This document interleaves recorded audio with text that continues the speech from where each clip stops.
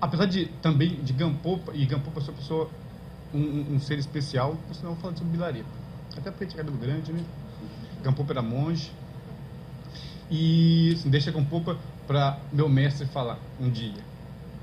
Khenpo Karthar Rinpoche, ele é muito, como dizemos, tem uma devoção muito grande por Gampopa. Ele, quando o mestre fala de Gampopa, toda vez, com seus 83 anos, ele chora. Ele começa a falar da vida de Gampopa, algum ensinamento, ou ensinando a preciosa joia da liberação, o ornamento da liberação, ele chora, porque ele é muito monástico. E o Gampopa foi aquele que organizou a situação monástica dentro da escola Kagyu, né? Mas vamos falar um pouquinho de antes, do tempo em que os Kagyus ainda viviam em montanhas, em cavernas. Tinha aqueles que eram mais confortáveis, que eu gosto muito, que era fazendeiro, como Marpa, o mestre de Milarepa, né?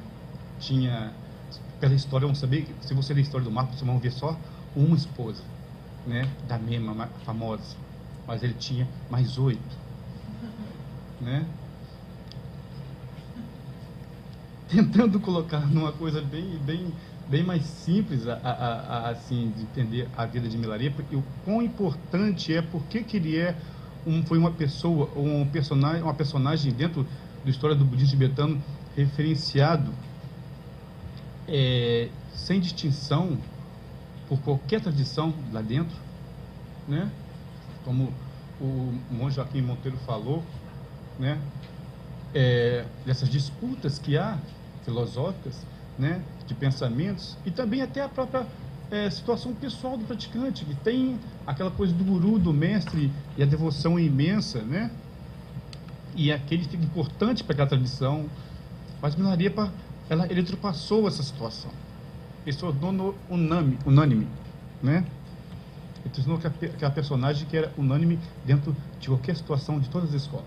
Você vai ouvir Sakyas, Gelupas, Nimas falando de Milarepa, com a mesma devoção, com o mesmo brilho nos olhos. Por quê? Porque no processo de Milarepa obter essa coisa que é incrível, uma iluminação em uma só vida, e contando um pouco da história dele, saber como que foi. Quem é que conhece a história do Milarepa?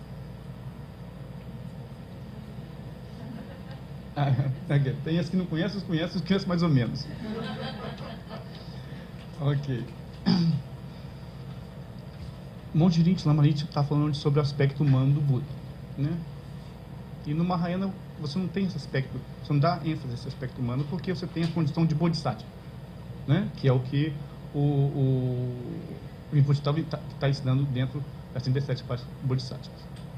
Se diz que um Buda, dentro do caminho Sutrayana, isso, né, são os Tantrayanas falando, os Vajrayana falando, que para você chegar ao estado de iluminação perfeita, por exemplo, o Buda Shakyamuni, essas 500 vidas, que são as 500 vidas dos Jatakas, 50 vidas dos Jatakas, as contadas, tem as que não foram contadas, que ele teve que acumular, ou juntar duas acumulações, duas situações. Ele teve que acumular mérito e sabedoria durante 3 grandes kalpas. Agora, o que é um kalpa ou uma era?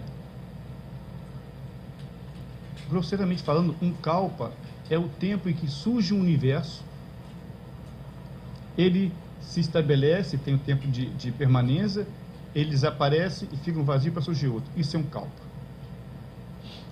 Então, é o tempo desses 3 universos virem a existir. Então, ele vem acumulando essas duas situações, acumulando sabedoria e acumulando condições. Às vezes a gente fala mérito, e essa palavra mérito é um pouco, talvez, mal entendido. Mas vamos colocar como causas e condições, situações. Mudando a sua base mental, mérito, mudar a sua base mental, mudar as suas condições dessas interdependências. Por exemplo, nós temos o encontro com as leis do Buda, isso é um mérito. Isso são uma interdependência auspiciosa que vai no futuro nos trazer, já traz, planta semente agora, e com certeza isso é a coisa que rega e que alimenta de uma força total o nosso trabalho, o nosso esforço para a iluminação. Então o Buda, ele teve que passar por 3 grandes eons, vivendo, acumulando essas situações, para chegar a 2.000 anos atrás, né, em Bodh Gaya, e se iluminar totalmente, ser o Buda perfeito, Samyak Sambuddha. Aí, como que Milarepa conseguiu fazer isso numa vida só? Não é? Você nunca ouviu falar que o Buda matou alguém já? Siddhartha Gautama matou alguém quando era príncipe? Não.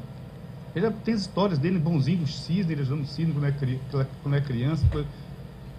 Aqui em Milarepa, se alguém, as pessoas que sabem a história, ou quem não sabe, como é que uma pessoa que matou 35 pessoas conseguiu ser Buda numa vida? 2 fatores principais. Um é o método.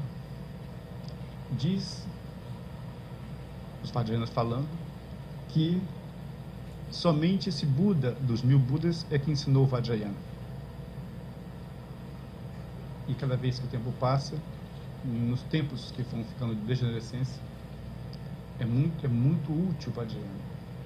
Por causa quanto mais veneno mental, quanto mais difícil fica, o remédio tem que ser mais forte.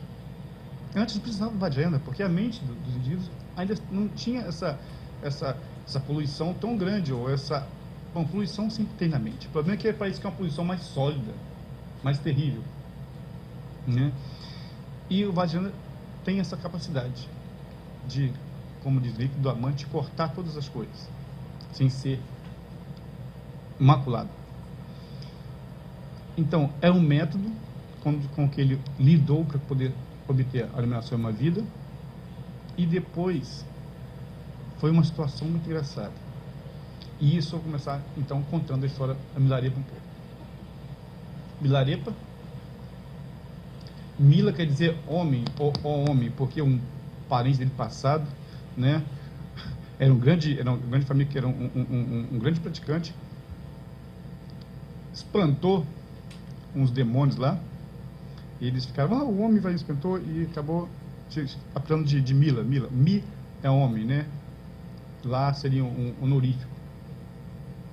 E assim ficou a família de todos. E quando o Milarepa foi o primeiro filho do pai dele, né, que estava longe, teve o filme que passou do Milarepa, né? Passou no Festival do Rio, mas algumas pessoas mais espertas agora esses dias já baixaram na internet, já tem. Em 2009 começa a continuação. O pai dele ficou muito feliz e botou o nome dele de Topagá, que é Boas Novas. E era uma família muito rica, padrões tibetanos, é claro, bastante rica, e que o pai veio a ficar doente, para uma doença de falecer muito cedo, e o filho era pequeno, ele, a irmã e só a mãe. E o pai, com medo, desprotegido, por aquele... imagina, deixa a mãe que cuida das coisas. Não, mas a situação sociocultural, né, do Tibete, era impossível pensar que a mãe poderia continuar a cuidar da família, cuidar da propriedade. Automaticamente é passado por um parente, né, homem da família. Aí ele chamou mas eu ia falar que ele chama de tio, que é o tio do Milarepa, mas não era o irmão do pai dele. No Tibete, qualquer um que não é seu primo, é para cima, é parente, é tio. Mais ou menos essa situação. Então era um dos primos do pai dele, e que veio, e ele confiou, né, a família, os bens, e para quando chegasse a maioridade do Milarepa, acredito que era com 16 anos, ou não é 18 anos, mas 16, uma coisa assim, porque eu sei que na Vinaya pode tomar só os votos com 16 anos, né, de votos de Getsu, do vice. ele tomaria de novo, né? Ele continuaria com a família. E aí tudo bem. No filme é até engraçado, não tem nada a ver com a história em si. O pai do mulher acaba de morrer, o parente dele já manda tirar tudo dentro de casa, vai levando tudo, né? Deixa a casa vazia. Mas a situação é que ele tomou conta das posses e dava só uma pensão para a família de Milarepa, uma pensão pobrezinha, pequena. Eles estavam sofrendo muito, porque foram tirar de tudo, da pensão não viu mais nada. E a mãe do Milarepa, que era uma pessoa que tinha uma relação de mãe, mas tinha uma ação de amor muito grande com Milarepa. É engraçado, uma coisa para os canais ver isso, né? Que tudo que Milarepa fez foi em função da própria relação de amor que existia entre ele e a mãe dele, né? Do compromisso que ele teve de fazer as coisas. Assim, ela começou a gerar uma situação de rancor muito grande pelo que estava acontecendo. Eles tinham tudo, eles viviam da situação, mas ela pensa, não, meu filho vai, quando tirar uma maioridade, ele vai pegar tudo, nós vamos nos vingar, acabar com a situação. Enquanto isso, via eles estão paupérrima, e todo o pouco que ela tinha, ela dava para instruir o Milarepa, né? Aprender a ler, a tudo, né? E tudo que dava para eles, ficavam com menos ainda. Um dia, estava vindo o Milarepa com o professor dele, e eles tinham ficado lá, aí tinha tomado algumas, né? Tchan. Tinha tomado um tchan. Aí o Milarepa lá saiu da escola, depois estava uma festa na escola, aí veio ele cantando, tranquilo, né? Tudo alegre. E a mãe dele só vivia triste. Não que ela viu aquilo, situação de o filho cantando, ele estando numa situação de não era de penúria, mas era como se saísse lá de cima e, né? Não podia estar daquela forma. Porque não era a mesma coisa de antes. Ela começou a chorar e começou a bater nele. Como é que você pode se alegrar, estar feliz, bebendo, e nós vivendo a situação? Você não lembra do que eles fazem com a gente? Aí ele ficou mais triste ainda. Ele ficou mais triste, né? Prometeu que não ia beber mais, ficou triste. E assim foi. Chegou o dia em que, da maioridade de Milarepa, em que ia ser reempossado os bens para a família. Aí a mãe dele preparou tudo, chamou todos, né? Chamou lá o parente dela, que tinha ficado com tudo, o tal do tio, e reclamou de volta tudo que era da família dela, dos dois filhos. Ela, Cardin, Topagá, que era Milarepa, e a irmã, que chamava-se Petra. Só que o tio falou, não, você não tem nada. O seu marido, o meu irmão, né, que era primo, devia para mim muita coisa. E eu tive muitos gastos em manter a propriedade, de manter vocês. Vocês não têm nada, nem essa casa que vocês pertencem. E não houve ninguém que levantasse a voz e desse apoio para a família. Foi uma desgraça total. E ele não devolveu. Aí o horizonte da mãe de Milarepa, em que chegaria um dia em que haveria a posse de, né, ter a posse de volta dos bens pela maioridade de Milarepa, desapareceu no horizonte. A perspectiva era de penúria, e dali pior ainda, porque ela não ia ter nem a pensão mais, que a Milarepa tinha que trabalhar. Acabou o seu horizonte. Era o resto da vida na penúria. Era sair lá do degrau da fama para cair que nem a musa na lama, né?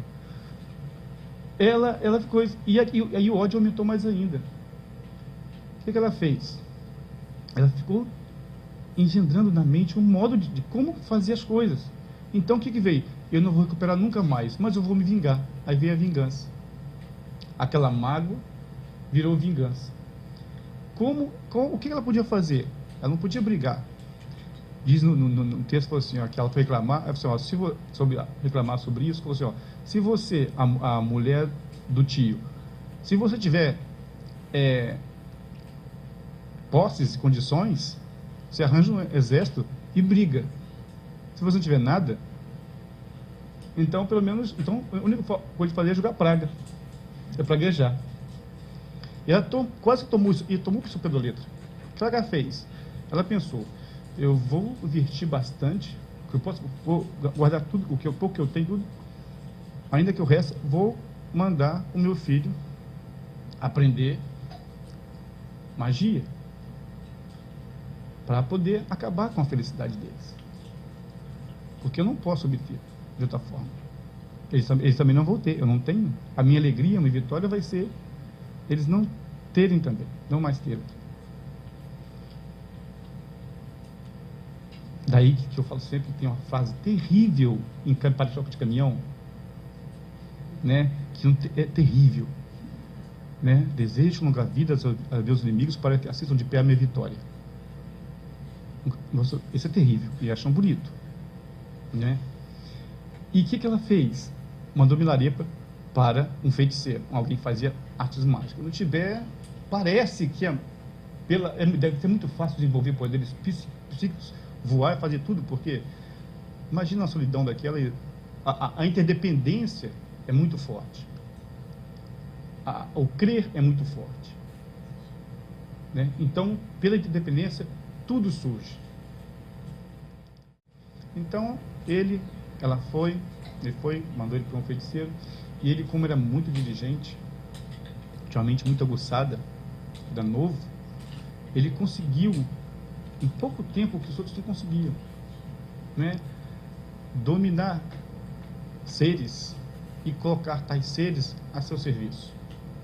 Provocar, nas histórias do Tibete, os feiticeiros é muito fácil de produzir chuva de granizo, né? Já deve cair muito granizo lá, sem precisar fazer muita força. E o granizo intencional, né? Então, ele foi. Aí, quando ele viu que estava as condições necessárias, que ele conseguiu, através da prática, amarrar tais divindades ou deidades, protetores, seres, né?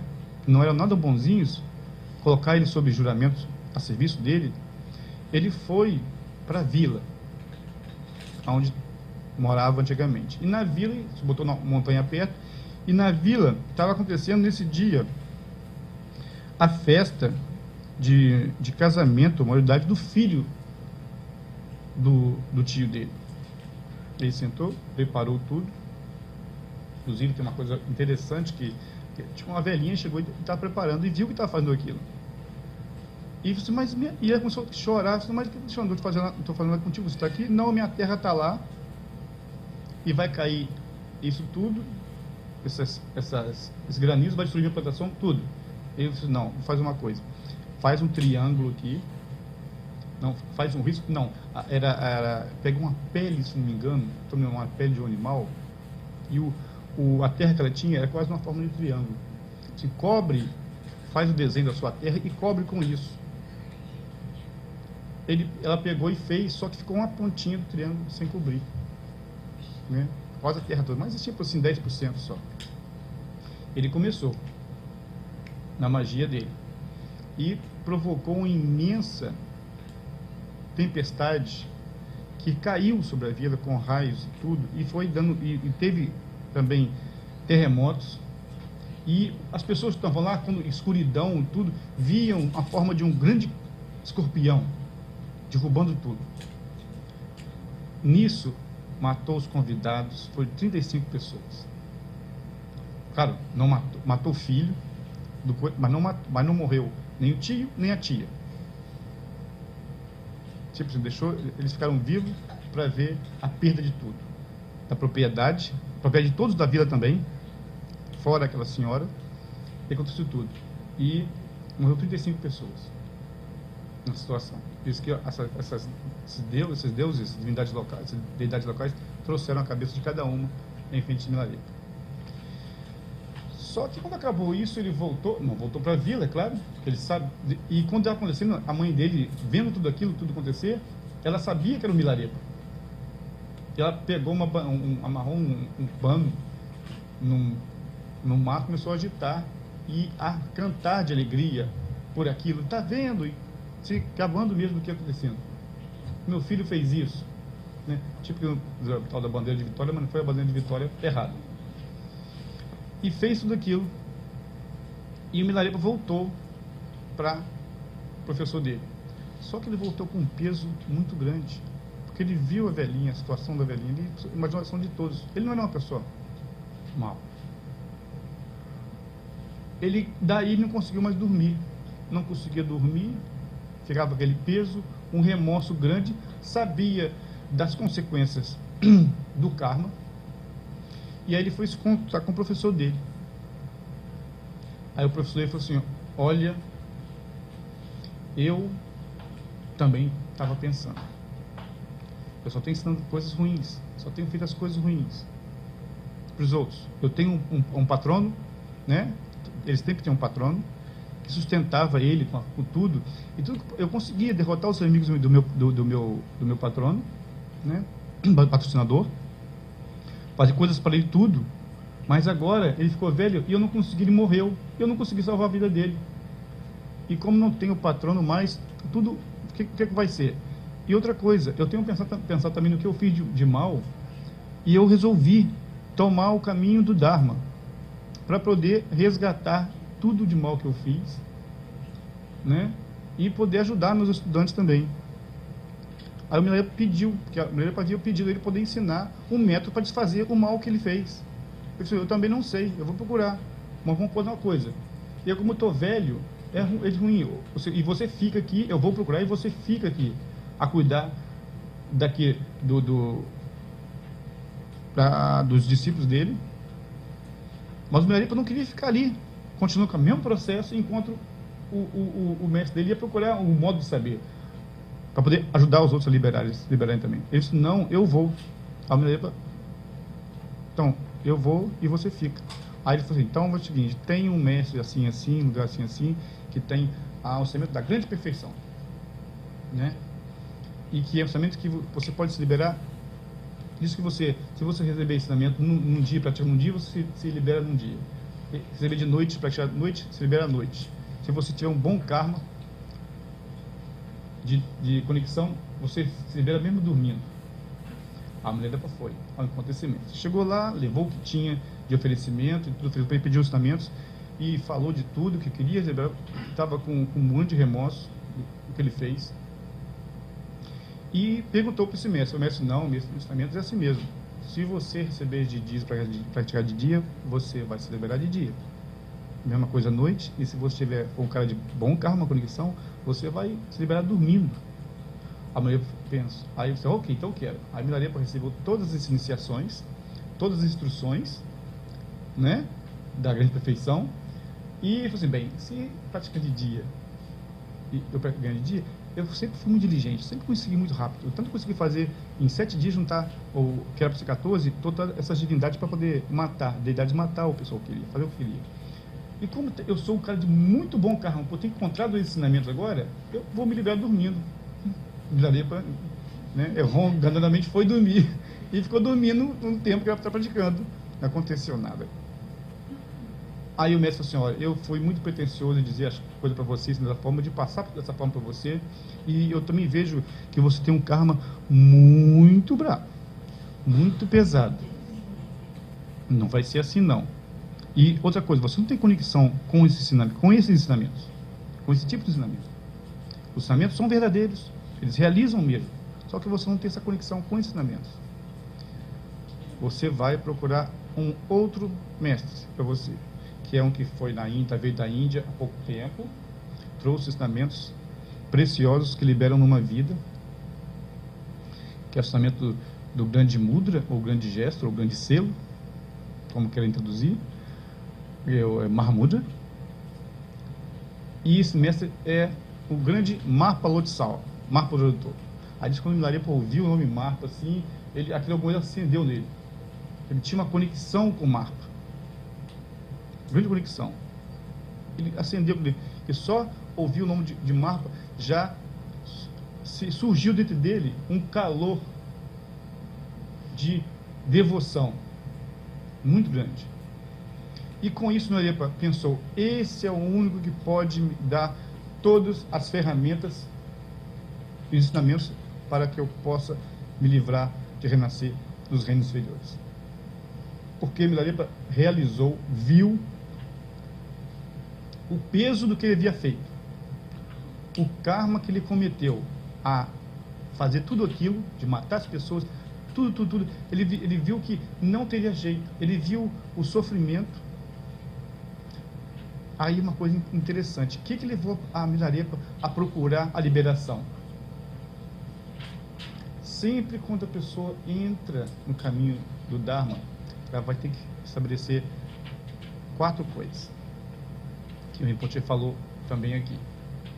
São os 4 pensamentos que tornam a mente para o Dharma, transformam a mente para o Dharma.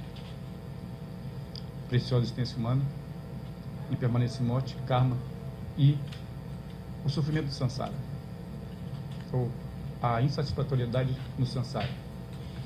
E isso é uma coisa natural que aconteceu com ele. Ele viu sobre a impermanência e a morte, que é tudo que ele tinha antes não tinha mais. Quando aconteceu da vida da mãe dele, ele tinha ossos, depois não tinham mais. Viu a morte, que foi a situação do patrão, do patrocinador do mestre dele. Viu que ele tinha a possibilidade de fazer as coisas. Viu que no samsara não há só sofrimento. Por mais que você pense que nós temos som boa hoje aqui agora, de felicidade, mas com certeza, debaixo dessa situação de felicidade conceitual, ela está o sofrimento suportando aquilo, de algum tipo de sofrimento. E onde há possibilidade de felicidade, há possibilidade de sofrimento, dentro dessa existência condicionada. Costuma-se dizer, Gampopa fala aqui sobre esse sofrimento inerente do samsara, ele explica que como se fosse um fio de cabelo na palma da mão. Ele ali não te incomoda nem te faz sofrer, mas ele dentro do olho te incomoda e te faz sofrer. Então uma coisa que é felicidade, existe potencial para o sofrimento. E isso moveu muito o Milarepa, porque ele viu, no sentido, realizou que o destino dele, se ele não encontrasse a liberação naquela vida, ele estava totalmente condenado a renascer em reinos inferiores, e aí sabia-se quando que ele vai sair de lá, né? Do poder da interdependência não auspiciosa do karma, das ações cometidas negativas por ele.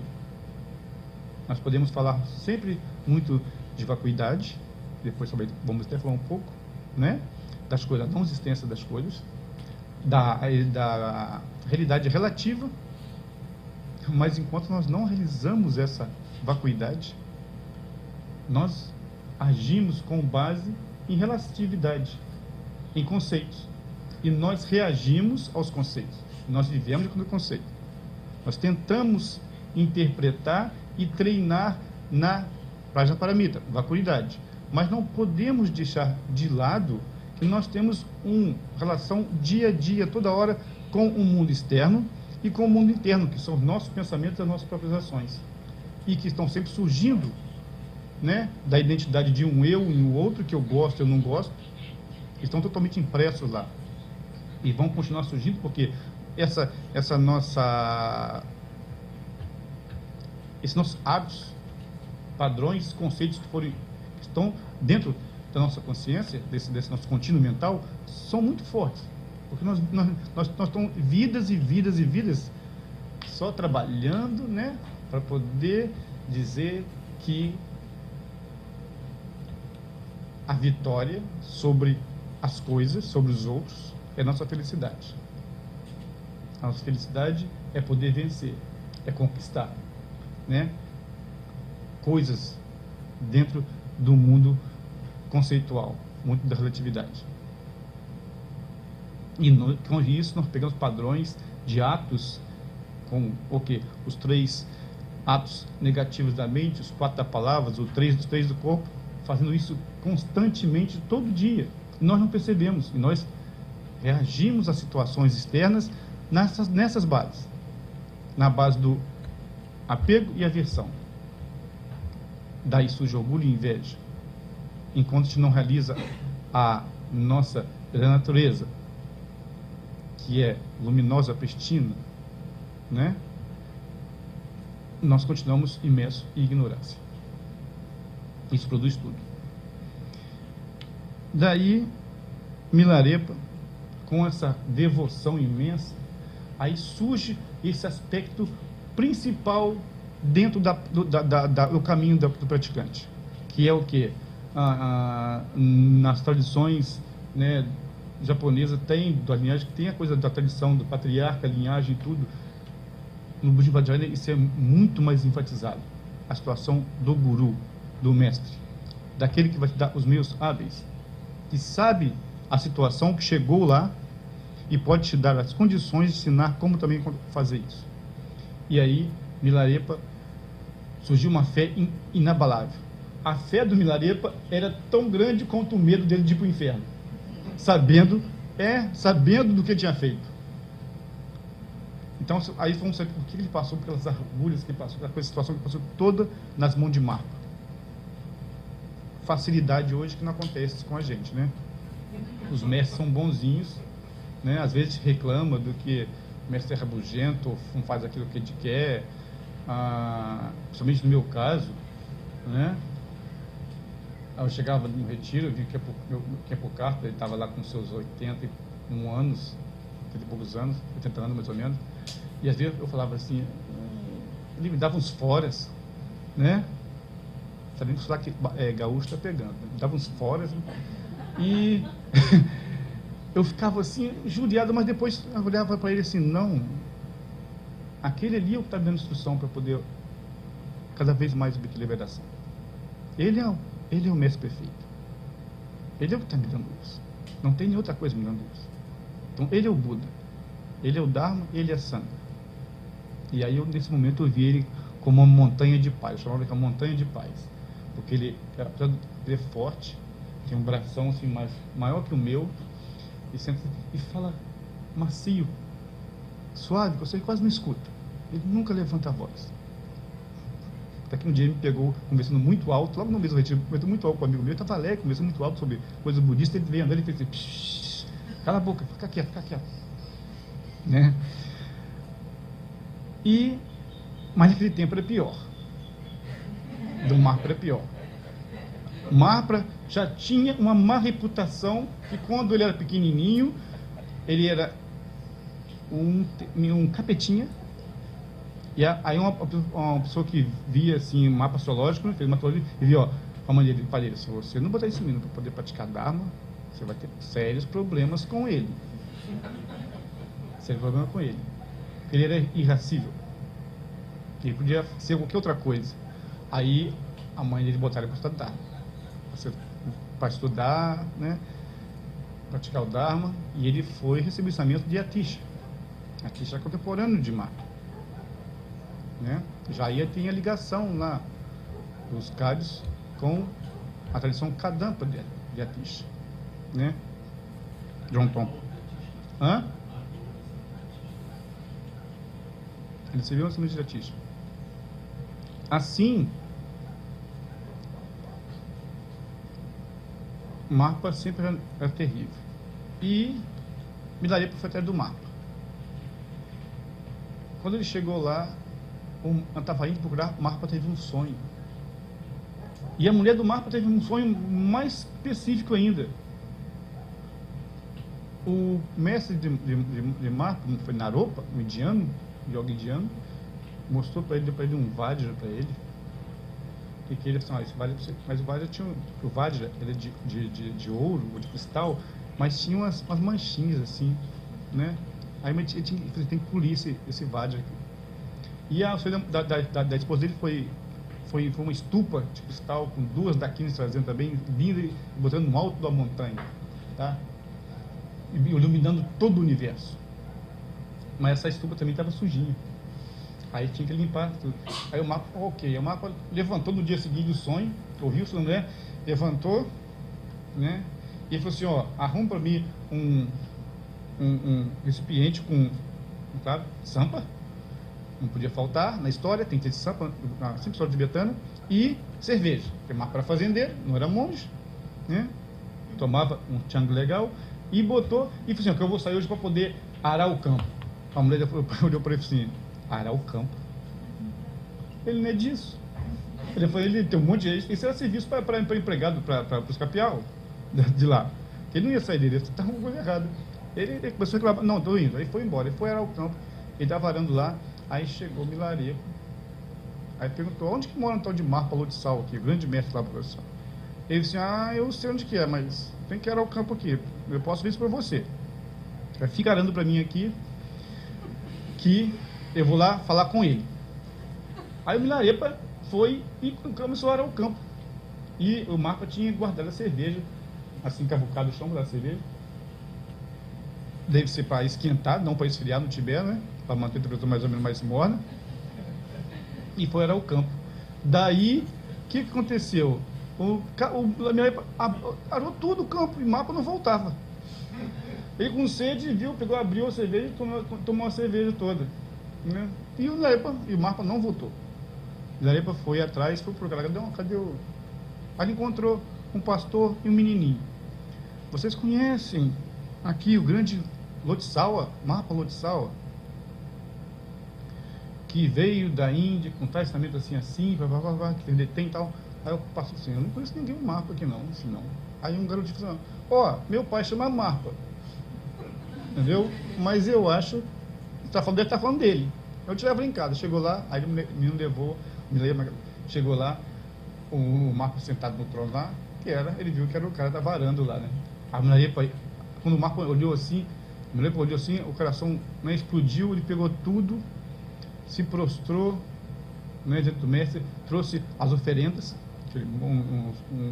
os brocados, pele e tudo, alguma coisa em ouro, trouxe tudo e pediu para ele que ele contou a vida, que ele era um grande, né, pecador, entre aspas, um pecador que rolou muito karma e que ele queria obter, ele sabia que ele estava fadado a renascer nos reinos inferiores, não tinha como, e só a única forma que tinha era o Marco a passar para ele essas instruções que poderiam libertá-lo em uma só vida.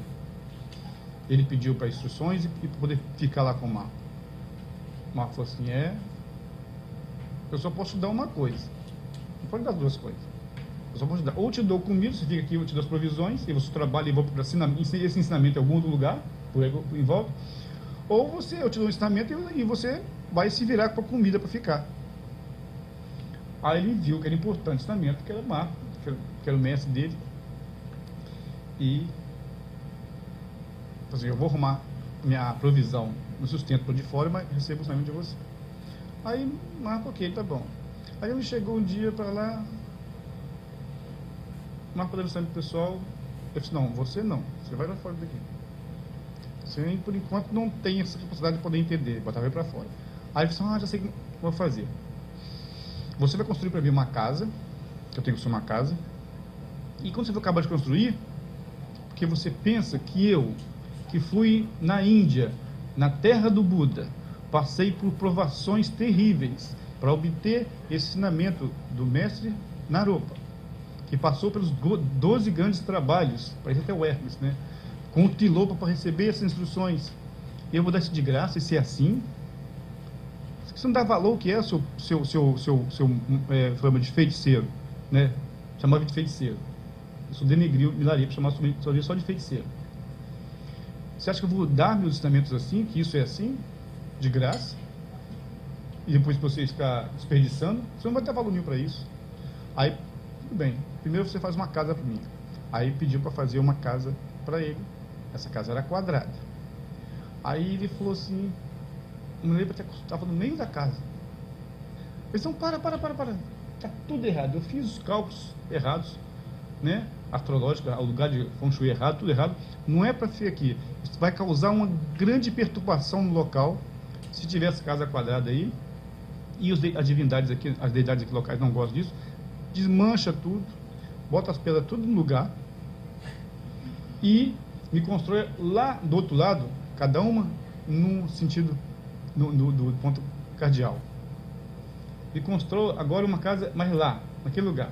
Eu não lembro a exposição, se a primeira a quadrada, acredito que seja oeste, se não me engano. vai lá no outro lado, constrói comigo uma casa, mas redonda, ela é assim, assim, assado, né? E o Marpa ele foi e foi construir. Mas quando o Marpa deu a sessão para ele, o Marpa tinha tomado umas, né? Mas estava consciente, chegou bêbado, estava tudo errado, desmancha tudo, tá? Aí ele falou assim, tudo bem, e foi para lá construir a casa redonda. Quando ele estava quase no meio da redonda, o Marpa chamou, o que você está fazendo aí? Estou construindo a casa, você mandou.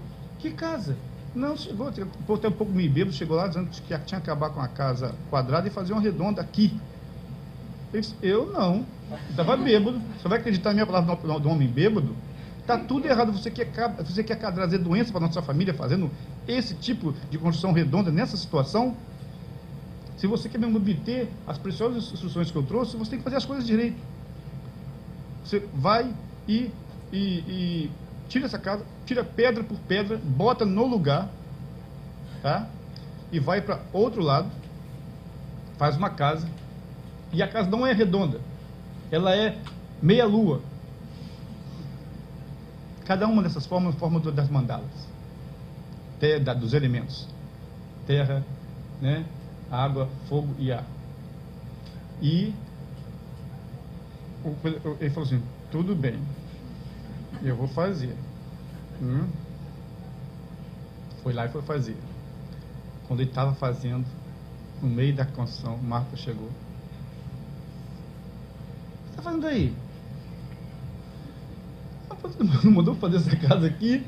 Eu mandei. Não, você, na outra vez estava. Mas depois você falou certo comigo. Eu falei assim, ó, você tem algum testemunho que eu falei com você? Isso?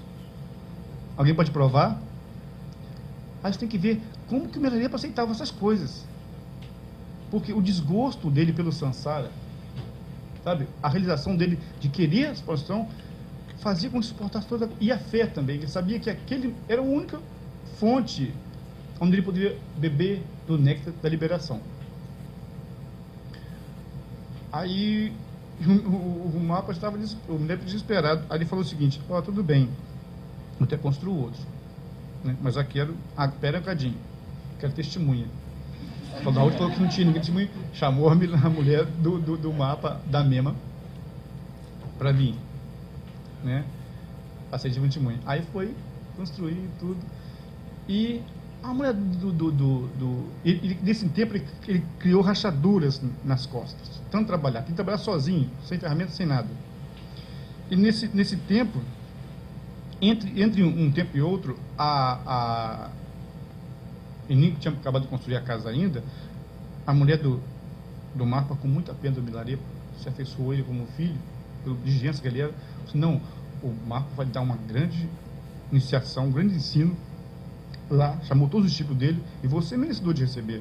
Eu vou te dar aqui, mesmo se não acabou a casa, eu vou te dar aqui algumas coisas, tá? Eu tenho aqui alguns panos, umas joias, pega, leva como oferecimento para pagar as iniciações, as instruções. O Milarepa juntou tudo e foi, e se introduziu-nos para receber as instruções. E viu, aí ele não chegou lá, ele disse assim, ô feiticeiro, você está fazendo aqui no meio da pessoal? Não, eu vim aqui trazer isso para receber instruções, papapá, eu trouxe isso aqui para poder. Ele falou, você trouxe o que para mim? Não, eu trouxe isso daqui, as joias.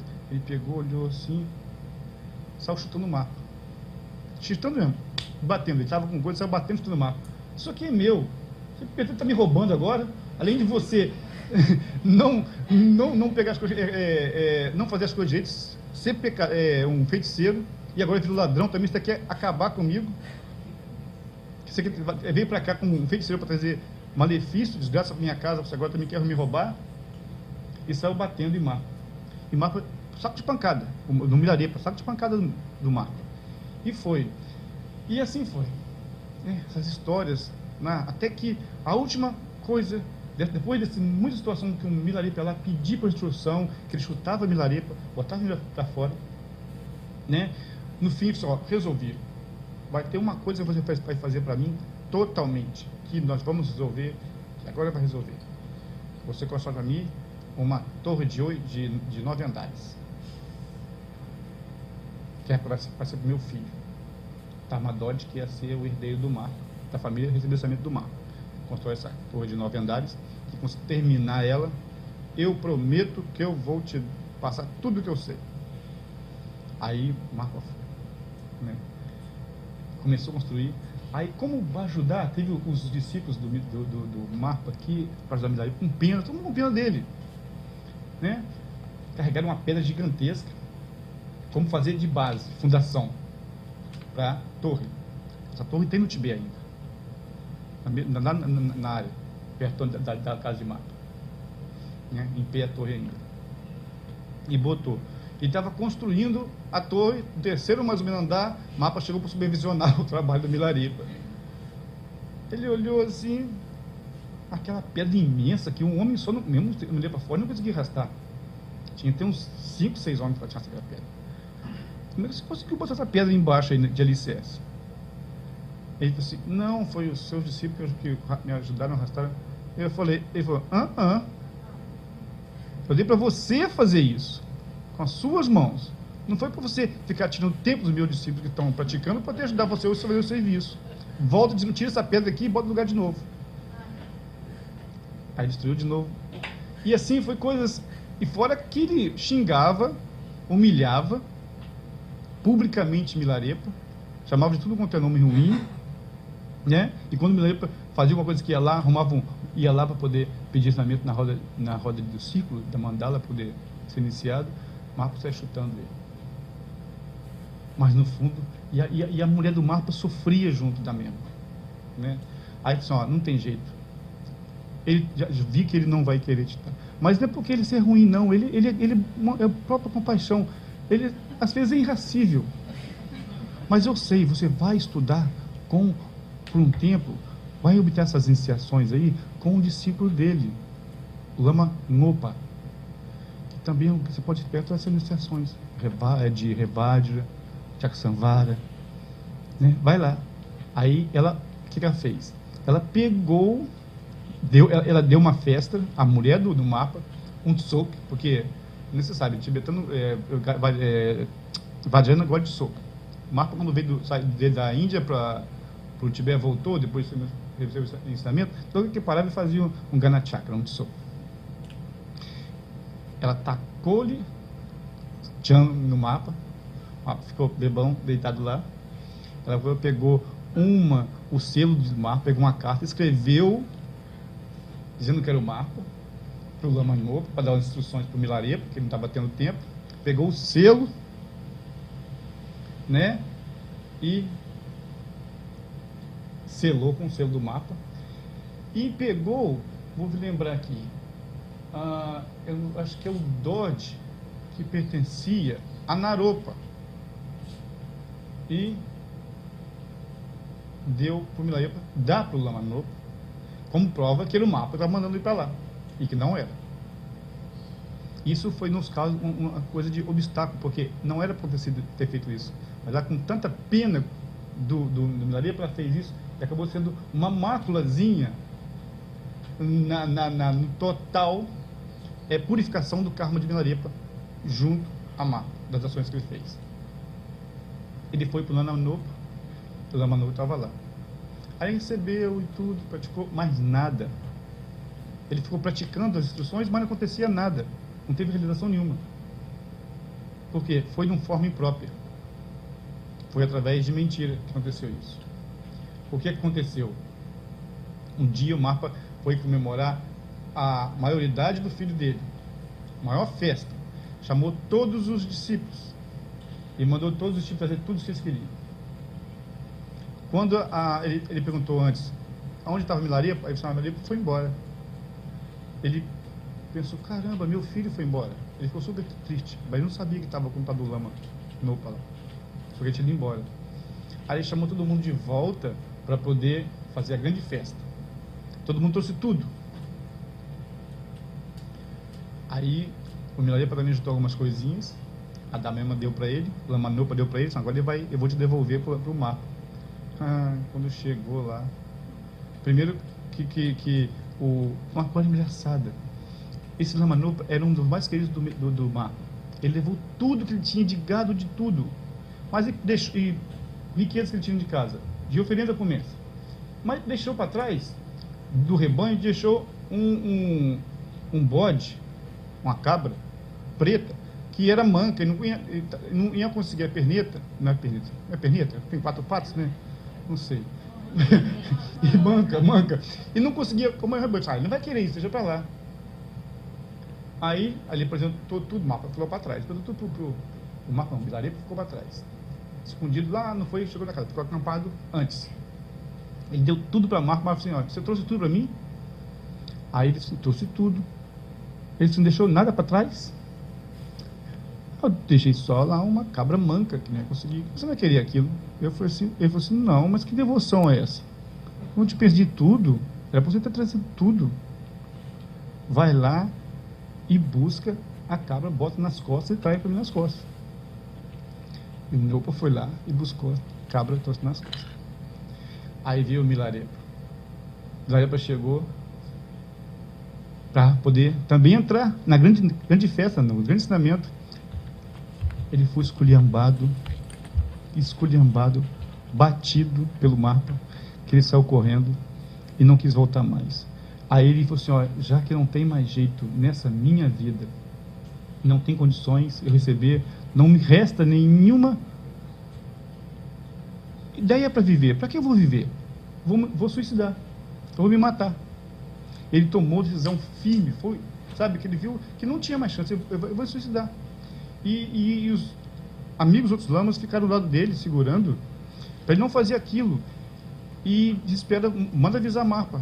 E Marpa ia mandar avisar Marpa. Aí que Marpa falou, pronto, ele está pronto.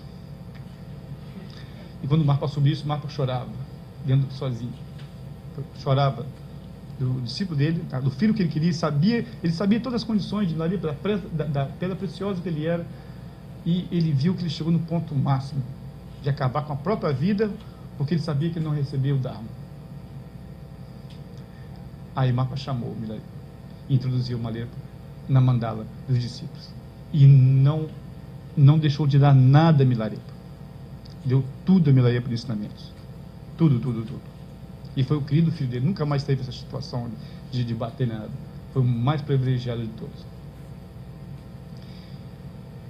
Isso é uma coisa engraçada que tem muito a ver com a situação nossa do budismo Vajrayana, quando você vai falar de Tantra, em que há aquela coisa que incomoda todo mundo.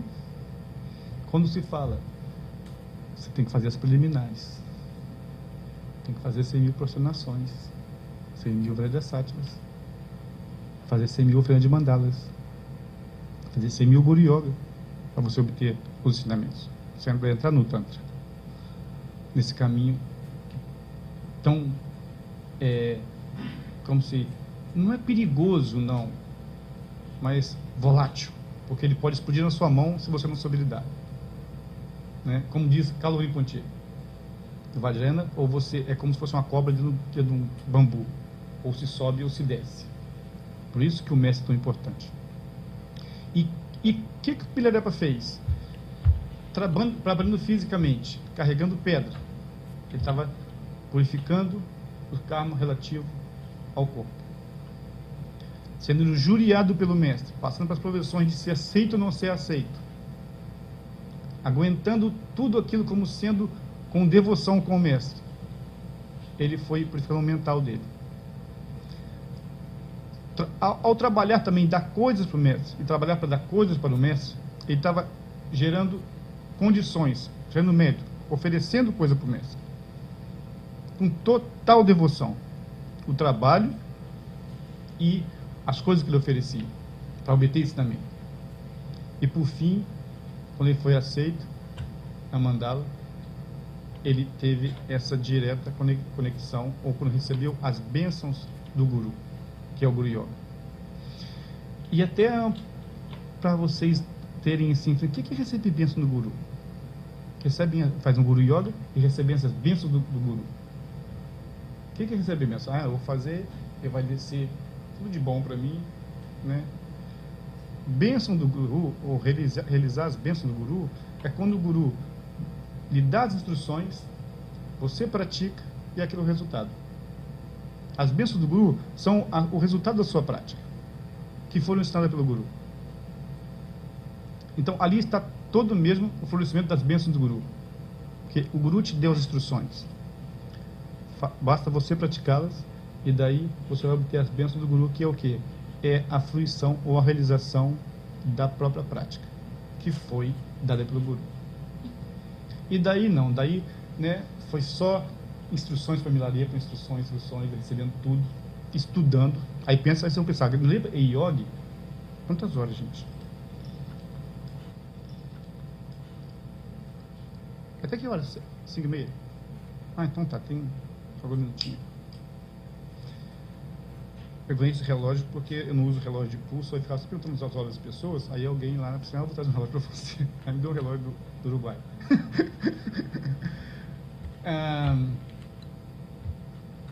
Milarepa estudou muito. Às vezes o pessoal pode pensar, Milarepa viveu em caverna, só praticava. Quando via os grandes gueixes, na época os gueixes Kadampas, né, para debater filosofia com ele perdia, dava as costas, fazia umas coisas inusitadas, né, tipo enfiar a mão na pedra, ou coisas assim, ou você faz isso, entendeu?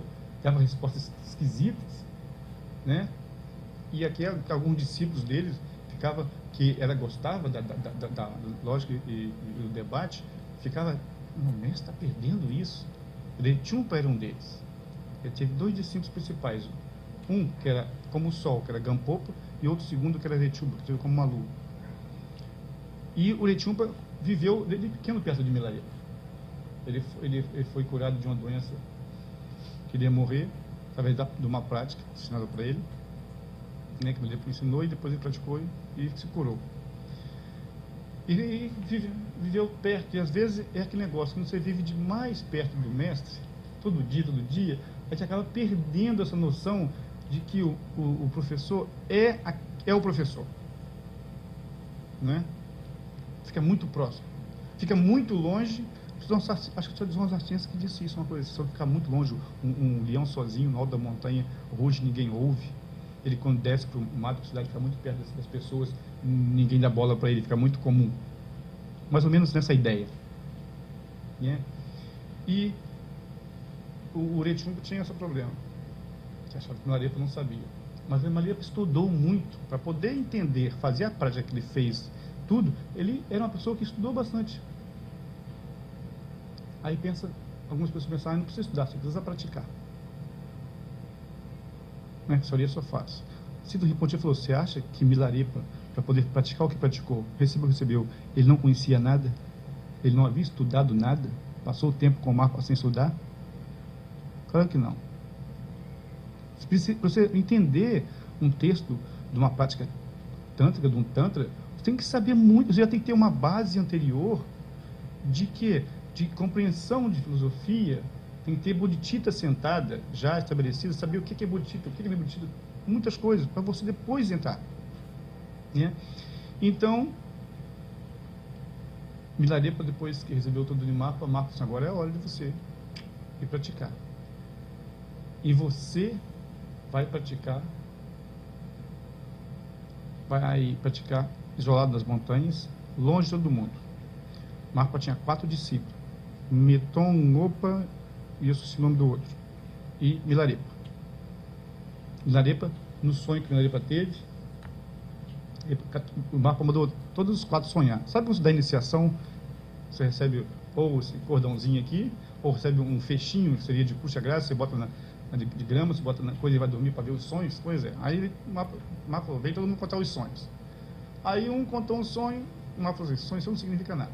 E outro, nenhum dos 3 vai adiante. Aí Milarepa chegou com um sonho dele. Ele sonhou que no norte, né, do mundo, que era no Tibete, tem uma montanha grande, nevada, com um pico grande, e tinha um pilar em cada direção da montanha. Num pilar tinha uma tigresa, no outro leão, no outro garuda, e no outro tinha um abutre. Todos rugiam lá e tudo. E o abutre é o único que tinha um ninho cheio de ovos, né? E que saiu um monte de abutrinhos e o abutre saiu voando para o céu imenso, apareceu voando em altitude Aí o Marco interpretou de todos teriam grandes especialidades em certas práticas que ele deu, mas que Milarepa seria o maior de todos. Em que os filhos, a linhagem, né, de Milarepa se reproduziria por todo o mundo, se espalharia por todo. O Milarepa atingiria o mais alto estado ou esfera de realização total. Aí depois deu instruções para cada um dos 4. E para Milarepa deu instruções que, você recebeu todas as instruções que eu tenho, de tudo. Mas você vai para as cavernas, em lugar solitário, e você vai praticar tumo, ou calor interno, que é uma dos 6 dharmas que o Marco aprendeu com Naruto. Né? Tumo, calor interno, Julo, corpo ilusório, aí ele tem Ossal, clara-luz, Milan, sonhos, Poa, ejeção de consciência, e Pardo, que é o estado intermediário, as práticas, em que o resultado, a fruição dessas práticas é o Mahamudra em si. E aí Milarepa foi para as cavernas meditar e praticar. E depois que ele obteve essa preciosidade que eu dava, eu não tenho tempo a perder.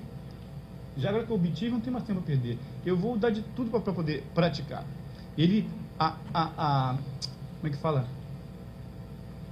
Dele, o anseio por praticar, para poder aquilo dar resultado, ele conseguia as realizações, que ele não queria perder tempo em sair da caverna, sabe, e procurar mendigar para poder comida. Ele levou as provisões para dentro da caverna e ficou lá. Acabou. Ele falou assim, não vou dizer para a cidade não, vai ser perturbar muito a minha ideia. O que ele tinha em volta era só as urtigas, né, a famosa. Ele tinha um pote ali, colhia as urtigas, né, e fazia sopa com urtiga. E passou mais tempo ainda. Passou mais tempo, meses, e foi emagrecendo, né, e verde. Aí eu digo, por que Milarepa voou? Muitas vezes foi mudar de caverna para outra, que o Marpa deu todas as cavernas, medita tal caverna, assim. Aí ele foi para uma outra caverna meditar.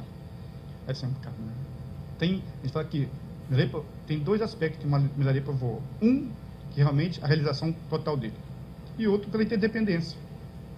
Diz que Milarepa só voou porque pessoas viram ele voar. Se a pessoa não visse, ele não voaria. A minha outra teoria é que ele ficou tão magrinho, e lá venta tanto, imagina nós, que ele é fácil voar. Com certeza nós não voaríamos nunca. Um monte de para poder voar, vou te contar lá. Se tiver.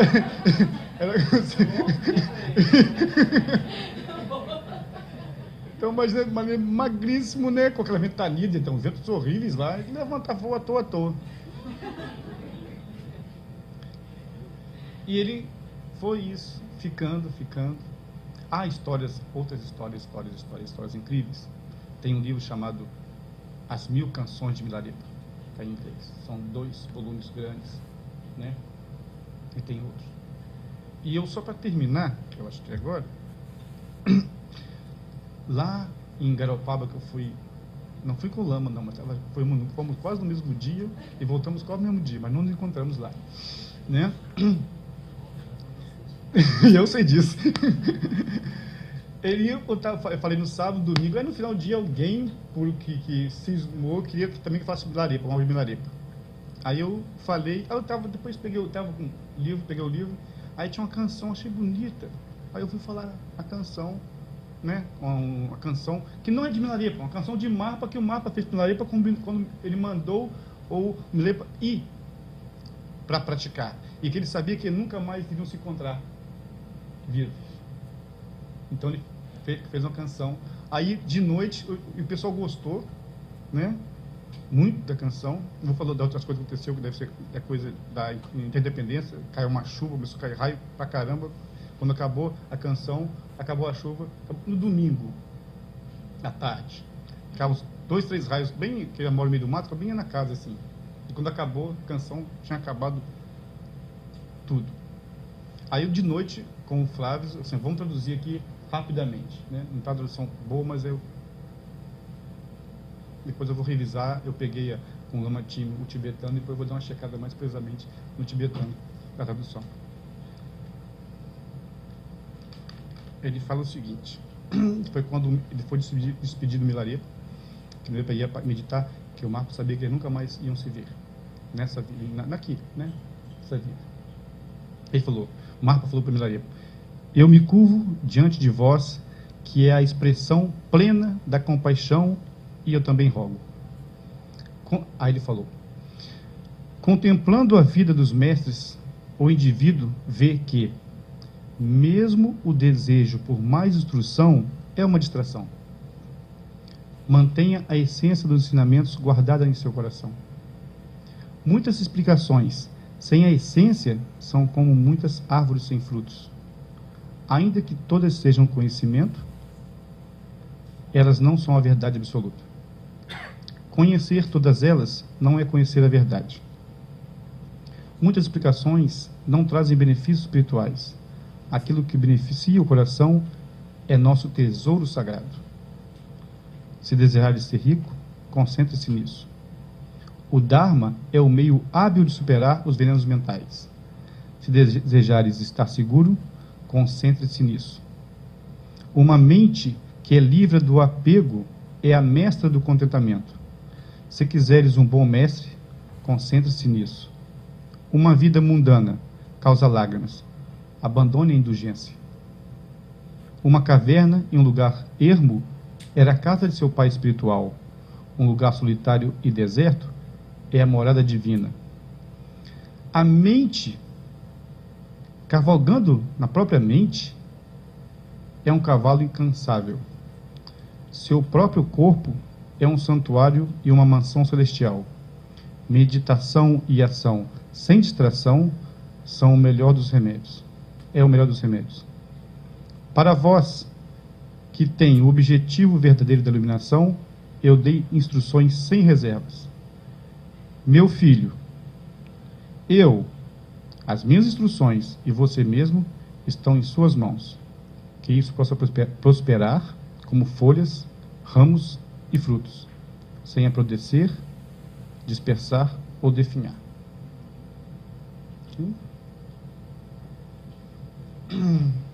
It's time. Só tem 5 minutos. Não, acho que não precisa de questões.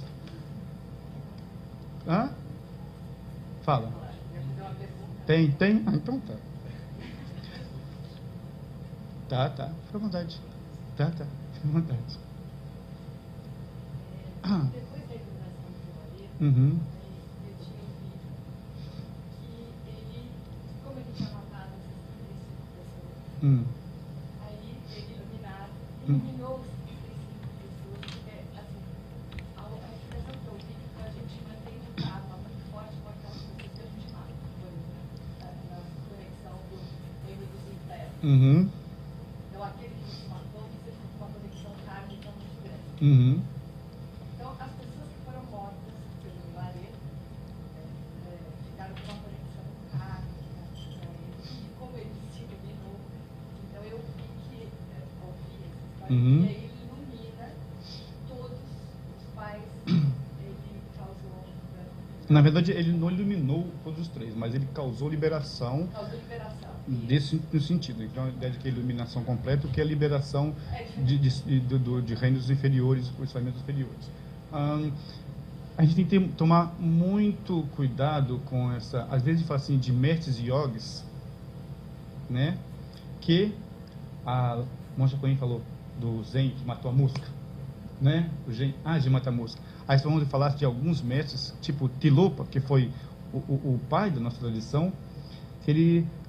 Quando o Naropa encontrou com ele estava na beira de uma piscina, com um aquário, pegando peixe, comendo peixe cru. Pegava os peixes, matava e comia. Né? Aí isso contradiz tudo que a gente fala sobre caminho do Bodhisattva. Tudo que a gente fala de geração de karma. Só que ele era Tilopa.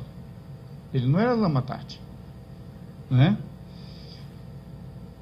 Quando você tem uma pessoa e você faz conexão com ela, certo?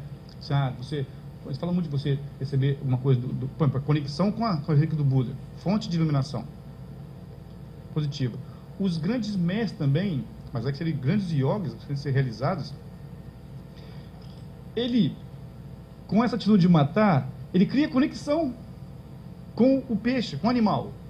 Só que ele tem a capacidade de liberar esse animal pela conexão.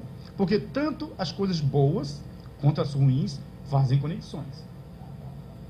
Agora, quem está acima por trás disso para poder saber como conduzir essa liberação, como você liberar o apego e a raiva, né? A conexão boa vem pelo apego, a conexão ruim surge da raiva. Quando você não gosta da pessoa, você maltrata pessoas, isso vem da aversão. Quando você vou ajudar esse ser que está aqui, pega essa pessoa, está meu amigo ou uma familiar, e conduzir, botar no caminho, para trazer aqui para o Buda, né? Isso é uma questão de apego, de desejo, porque se fosse uma pessoa ruim, você não está vendo inimigo, você pensa muito em trazer ele aqui, não. Você até pensa que poderia liberar, mas, né? Então, é a situação desses Mahasiddhas, que se chamam, porque eles têm todo o conhecimento do karma. Eles não estão mais atados a essa situação. Mas, com certeza, Milarepa não só liberou esses 35, como também liberou a tia dele. A tia dele virou mal praticante depois. A tia dele virou mal praticante depois, né? E depois foi hábil até de ajudar a mãe dele, que já tinha morrido, né? Estava em situação ruim em outros reinos, e ele foi hábil de ajudar a mãe dele. Então, é a conexão, né? Precisa haver uma conexão. Isso é muito importante também quando a gente fala, a gente reza para os mortos. Aí você então não vou rezar para ninguém que eu não conheço, não tem conexão nenhuma. Mas é um modo de você também mudar o seu aspecto mental. Agora, com certeza, quanto mais próxima a pessoa forte de você, a pessoa que morre, mais efetivo são suas preces que você faz para ela.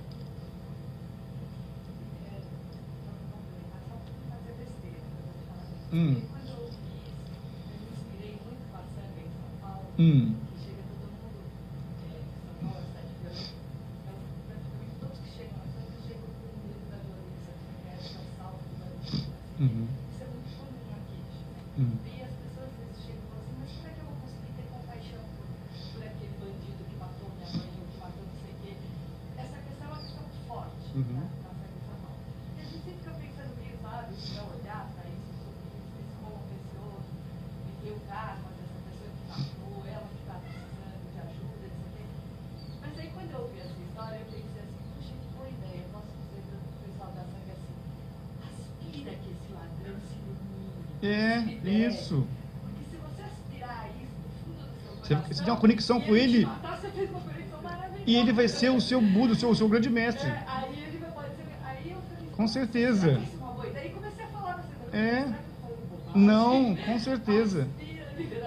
A espera a liberação que possa ser a iluminação totalmente, e você tem conexão com ele, até por causa da nossa preguiça, né? Aí praticar. A gente tenta falar, acho que não são praticantes, mas é melhor a gente esperar que ele pratique, que a gente pode reconhecer a nossa falta de esforço, na paramida de esforço, de diligência de praticar. E com isso, eu vou entrar num detalhe aqui rapidamente, que talvez eu possa estar sobrepondo uma coisa, talvez o Rinpoche vai falar ou não. Quando fala sobre compaixão, né, tem que ter a ideia da bodhicitta. Isso é básico. Então tem que ver de uma coisa. O que é bodhicitta? Bodhicitta é aquela aspiração, o voto de obter a liberação, que a liberação você possa, né, liberar todos os seres, que isso seja causa de liberação de todos os seres, não só sua. Bodhicitta, rapidamente, tem dois aspectos: relativa e absoluta. A bodhicitta absoluta já é a iluminação completa, plena. Relativa vai ter dois aspectos: a bodhicitta de aspiração e a bodhicitta de ação, certo? Aí, a aspiração é aquilo que você deseja, o que você quer. A ação é aquilo que você faz, em fato.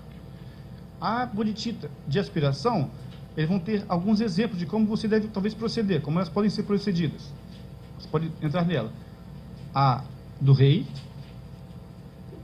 do balseiro e do pastor. A do rei, da bodhicitta de aspiração, aquele que você deseja, é tipo assim, vou primeiro chegar ao trono, ou ser presidente do Brasil, botar um seu presidente, né, para poder beneficiar o povo. Mas primeiro eu tenho que chegar lá no Planalto, resolver um problema e depois beneficiar o povo. Isso é a aspiração do rei. Depois tem a aspiração do condutor, né, do barco. Vou atravessar o rio, mas as pessoas vão junto. Eu vou ter que viajar, vou levar as pessoas, mas eu vou junto. Nós vamos no mesmo caminho juntos. A terceira é a aspiração do pastor, que é o quê? Aquele que primeiro vai guardar o rebanho todo em segurança, saber que não tem nenhum perigo, só depois que vai dormir. Essa que deve ser a aspiração do praticante da bodhicitta de aspiração. A do pastor. Ele deve sempre pensar, sempre, primeiro eu quero que todos sejam... Foi o que Tcherny fez. Enquanto, ao ver serem sansara, eu não vou sair do sansara. Não quero me levar totalmente de Buda. Sabe que isso é impossível. Né? Não acontece assim. Mas é a aspiração. É a aspiração que você deve ter. Eu só quero sair do sansara, eu quero voltar ao sempre sansara, eu vou voltar, não vou sair para liberação completa enquanto existir sofrimento. Mas aí vem a prática, a bodhicitta de ação. Como você vai fazer isso se você não sabe o que é certo e o que é errado? Se você não tem a sabedoria completa, a verdadeira sabedoria para saber se você está ajudando o indivíduo ou está botando ele numa pior. Sem ter nesse discernimento, sem ter desenvolvido prajna, né? Aí, o que você vai fazer? A sua aspiração de ação tem que ser igual a do rei. Você tem que obter, primeiro, um esclarecimento. Tem que estabelecer. Mas você vai falar para a pessoa ser paciente se você não tem paciência. E na ação, você nem ia dar importância para ninguém. Ia crescer um orgulho muito grande, você pensar só em você. Dane-se o mundo, o seu pensamento, as suas ações, o seu pensamento, seriam todos uma só. Você cairia no extremo. E se fosse a paixão idiota? Por vacuidade, né?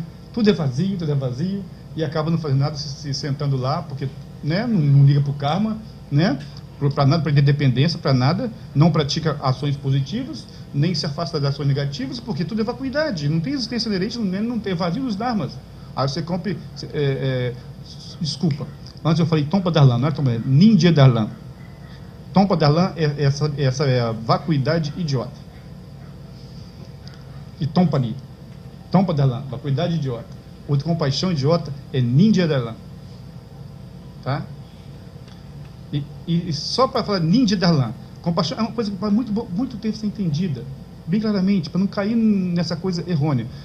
Tem duas palavras para compaixão, que a gente traduz compaixão em tibetano. Uma é ninja, que é a compaixão que você despira todos os seres felizes. Você faz o esforço, você trabalha. É aquilo que te engaja a fazer.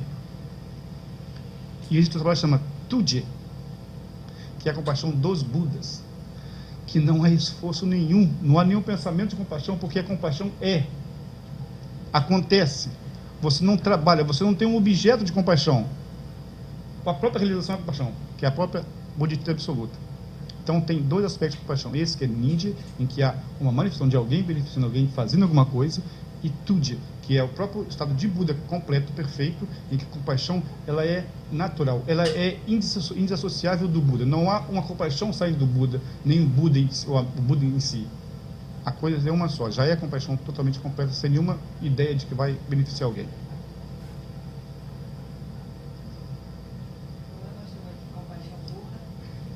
Vacuidade mal-humorada. Quando ele vai ensinar, é pior do que você pensar que tudo é karma, fica com medo de coisa, é você pensar que tudo é vazio, é você ignorar o karma, achar que tudo é vazio quando não existe o karma. Isso é terrível. Então, enquanto se pratica, mesmo estando em altos níveis de prática, de entendimento, o praticante nunca deixa de praticar os 4 pensamentos enquanto ele não liberou ainda, não.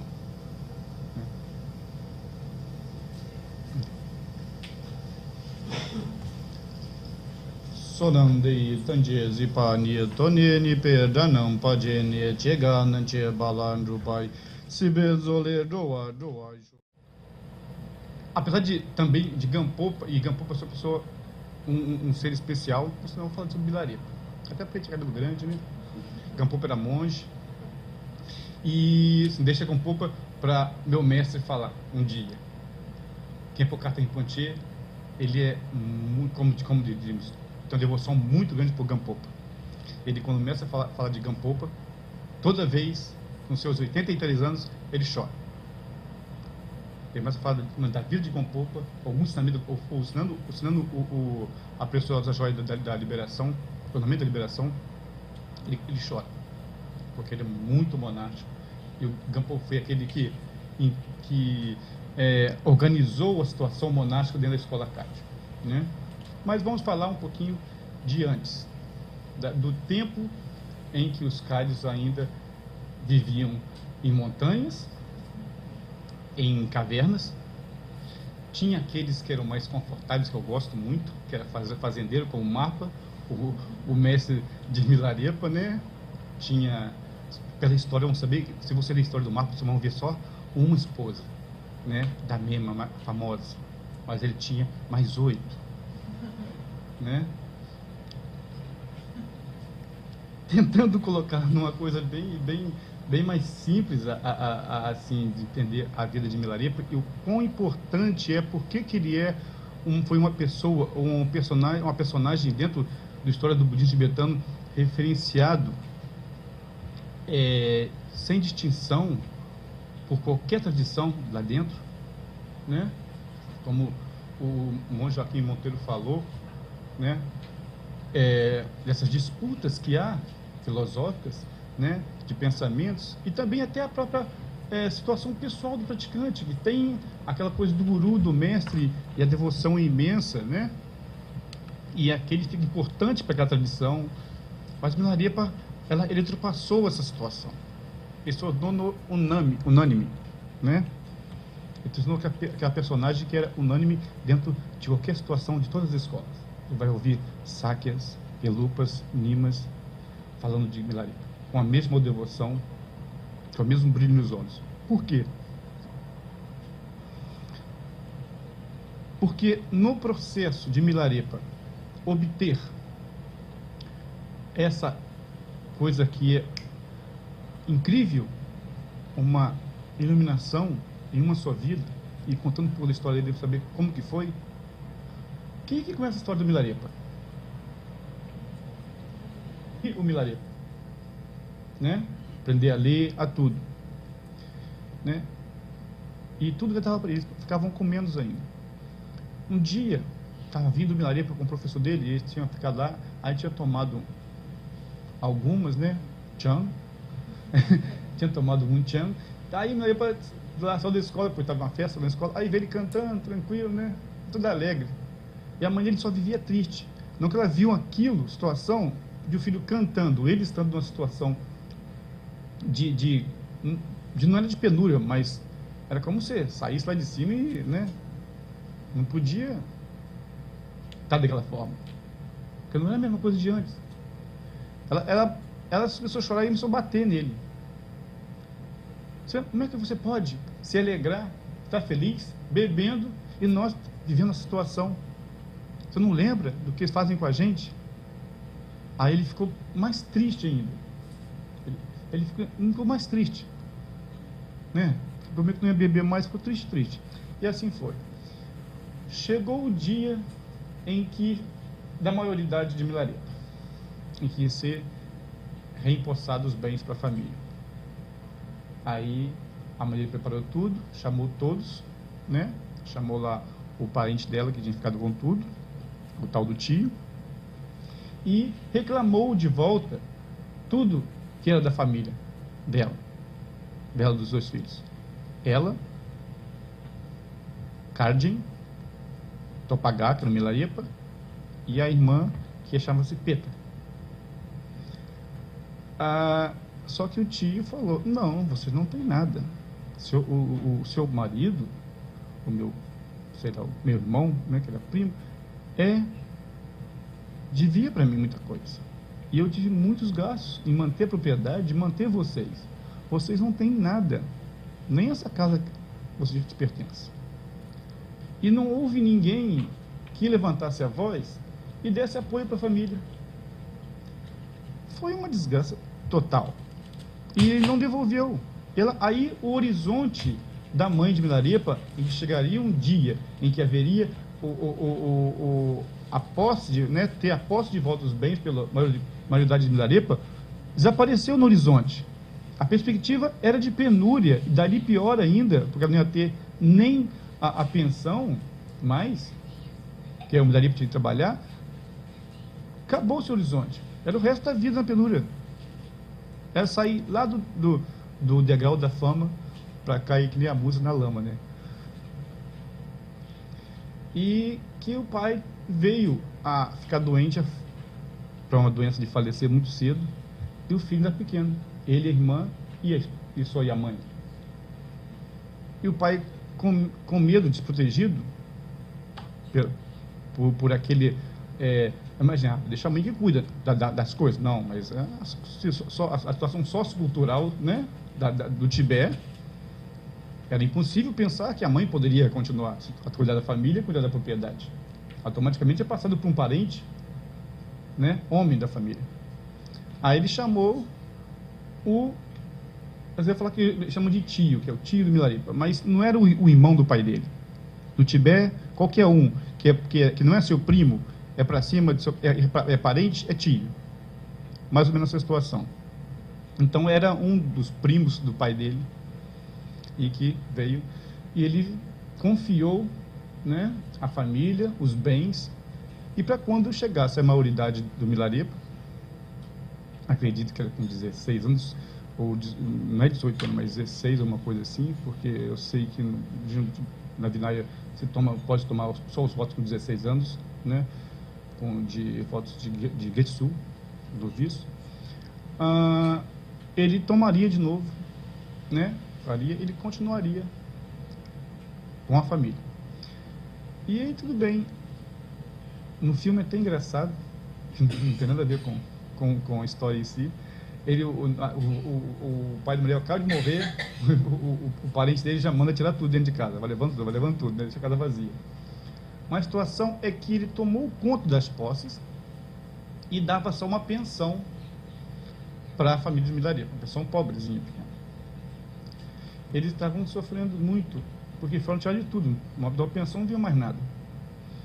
E a mãe do Milarepa, que era uma pessoa que tinha uma relação de mãe, mas tinha uma ação de amor muito grande com Milarepa. É engraçado, uma coisa para os canais ver isso, né?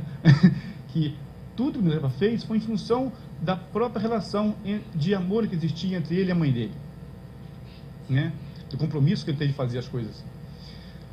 Assim, ela começou a gerar uma situação de rancor muito grande pelo que estava acontecendo. Eles tinham tudo, eles viviam da situação, mas ela pensa, não, meu filho vai, quando tiver uma maioridade, vai pegar tudo, nós vamos nos vingar, acabar com a situação.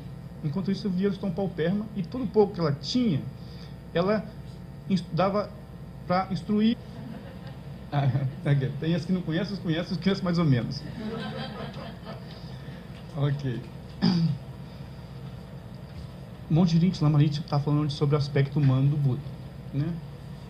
E no Mahayana você não tem esse aspecto, você não dá ênfase a esse aspecto humano, porque você tem a condição de Bodhisattva, né? Que é o que o Bodhisattva está ensinando dentro das 37 partes Bodhisattvas.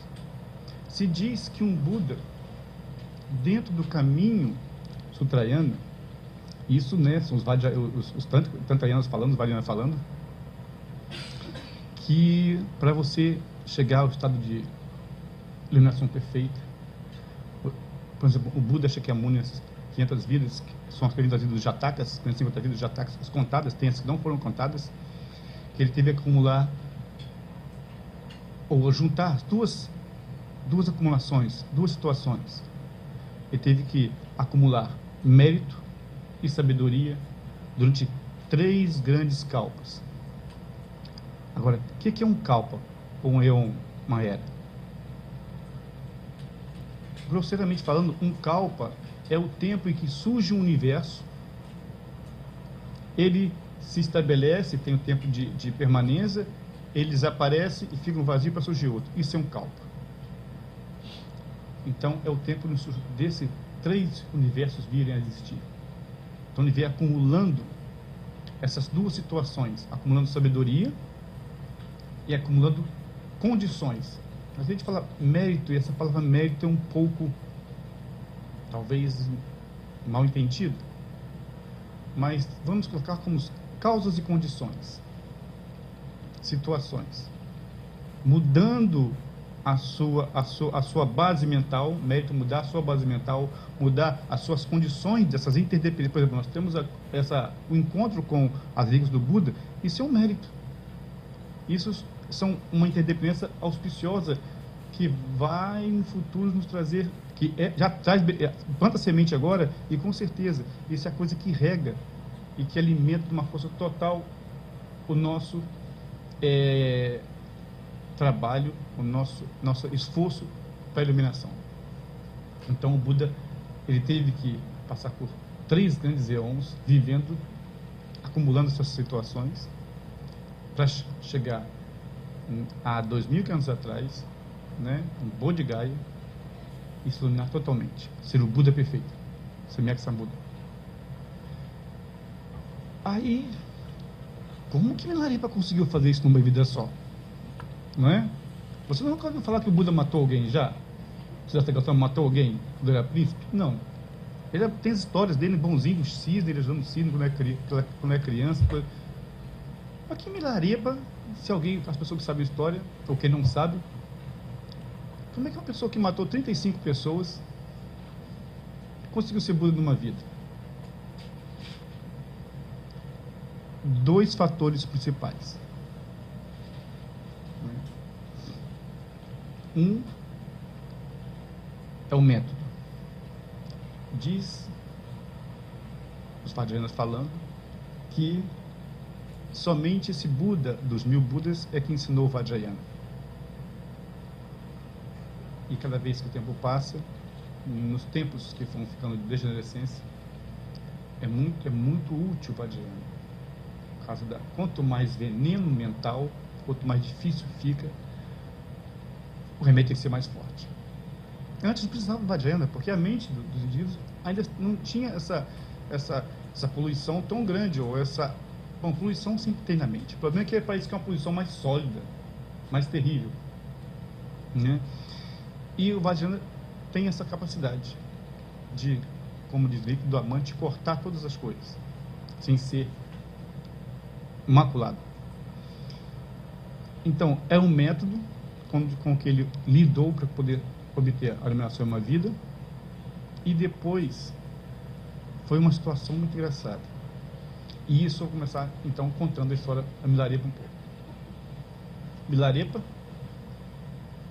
Mila quer dizer homem, ou homem, porque um parente dele passado, né, era uma grande família, que era um grande praticante, espantou uns demônios lá, e eles ficaram, o homem vai espantou, e acabou apelando de Mila. Mi é homem, né?